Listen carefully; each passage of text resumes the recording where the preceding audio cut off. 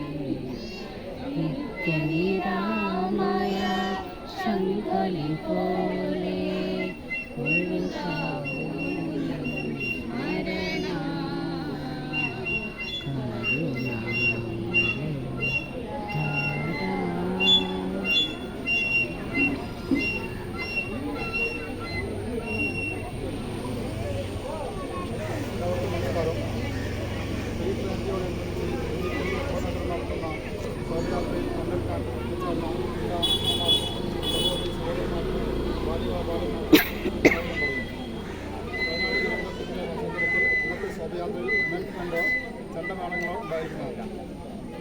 ഈ ശോഭയാത്ര ഉദ്ഘാടനം ചെയ്യാൻ വേണ്ടി കെട്ടി രവീന്ദ്രാക്ഷനെ ക്ഷണിച്ചോളൂ.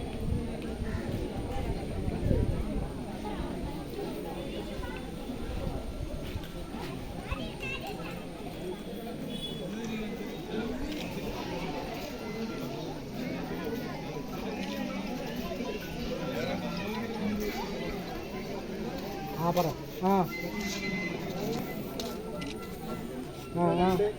സന്ദേശം വായിക്കാണ്ട് അല്ല ഇവിടെ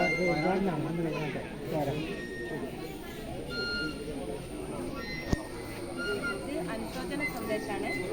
മല തുറന്നെത്തിയ മഹാദുരന്തം സമാനതകളില്ലാത്ത തകർച്ചയിലേക്കാണ് വയനാടിനെ കൊണ്ടെത്തിച്ചത്. മൺകൂനകൾക്കുള്ളിലും പാറക്കെട്ടുകൾക്കിടയിലും മലവെള്ളപ്പാച്ചിലും ഞെരിഞ്ഞമർന്ന് പ്രാണൻ നഷ്ടപ്പെട്ടവരെ ഇനിയും തിട്ടപ്പെടുത്താനായിട്ടില്ല. മലമടക്കുകൾക്കുള്ളിൽ മാറ്റൊലി കൊള്ളുന്ന ദൈനംദിനതയുടെ നിലയ്ക്കാത്ത രോദനം ഇനിയും കെട്ടടങ്ങിയിട്ടില്ല. ആശ്രയമറ്റവർ, അഭയമറ്റവർ, അംഗഭംഗമേറ്റവർ, അങ്ങനെ വയനാടിൻ്റെ കാഴ്ചകൾ മനസാക്ഷിയെ മരവിപ്പിക്കുന്നതാണ്. കാലത്തിൻ്റെ കരുത്താർന്ന ഈ പ്രഹരം അതിജീവനത്തിന് വെല്ലുവിളിയാണ് ഉയർത്തുന്നത്. കരുണയും കരുതലുമായി ചുരം കയറി എത്തുന്ന സ്വാതന്ത്ര്യ ശബ്ദങ്ങൾ പ്രത്യാശ നഷ്ടപ്പെട്ട നമ്മുടെ സഹോദരങ്ങളുടെ ഉൾഭയം അകറ്റട്ടെ. ബാലഗോകുലം ഈ ഈ ഭയാനക മുഹൂർത്തത്തിൽ പ്രാർത്ഥന നിരതമാവുകയാണ്. മഹാദുരന്തത്തിൽ ഒഴിഞ്ഞുപോയ ജീവാത്മാക്കൾക്ക് ശാന്തി നേടുകയും അവശേഷിച്ച ജീവിതങ്ങളെ ചേർത്ത് പിടിച്ച് ഒപ്പം നിൽക്കുകയും ചെയ്യും. ആപൽ ബാന്ധവനായ ഭഗവാൻ ശ്രീകൃഷ്ണൻ നമ്മുടെ ദുഃഖമകറ്റി ശാന്തി അരുളട്ടെ. ശാന്തി മന്ത്രം.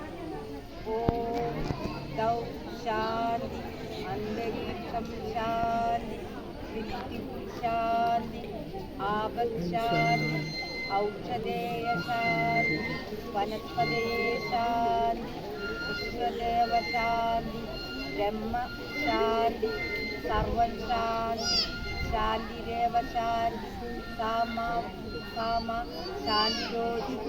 ഓം ശാന്തി ശാന്തി.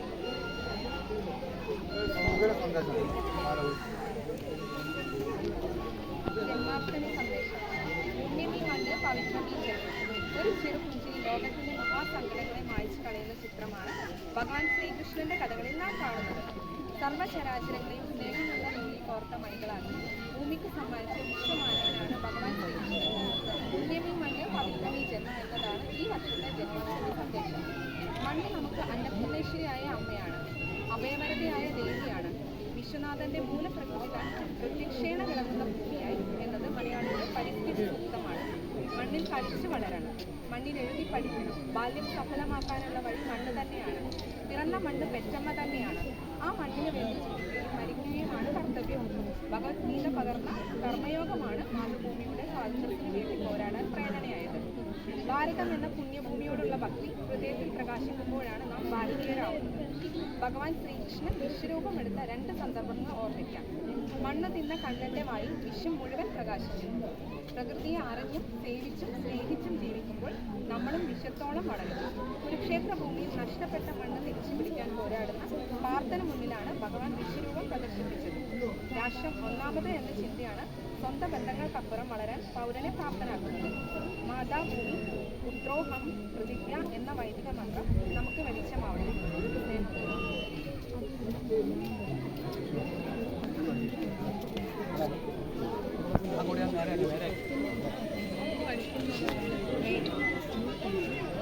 എന്നെ പറ്റിയിട്ട് പറഞ്ഞു.